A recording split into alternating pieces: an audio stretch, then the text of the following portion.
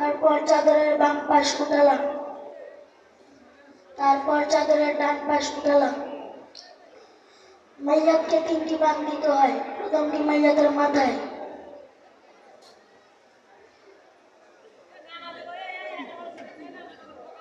দ্বিতীয়টি মাইয়াতের মাঝে,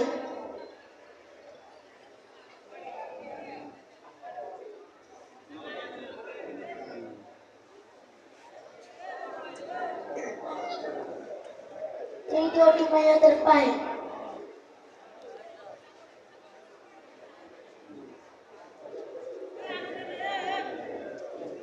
কাফন সম্পূর্ণ হলো।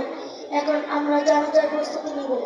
এখন আপনাদের সামনে সংক্ষিপ্ত বক্তব্য রাখবেন হরিন্দরা বাইতুল ফালাহ জামে মসজিদের সম্মানিত খতিব, হরিন্দরা মাদ্রাসার নাজরা বিভাগের ছাত্র মোহাম্মদ সোহাদ হোসেন। আসসালামু আলাইকুম ওয়া রাহমাতুল্লাহ। বিসমিল্লাহির রহমানির রহিম।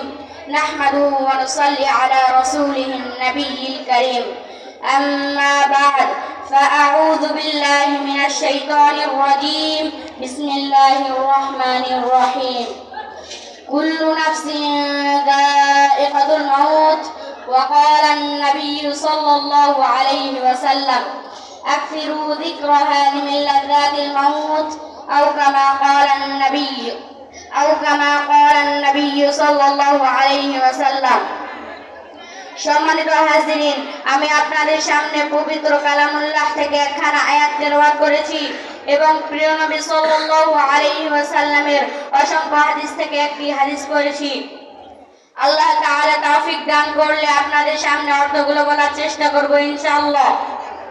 আল্লাহ তাআলা বলেন, কুল্লু নাফসিন যায়িকাতুল মাউত, প্রত্যেক প্রাণীকে মৃত্যুর স্বাদ আস্বাদন করতে হবে।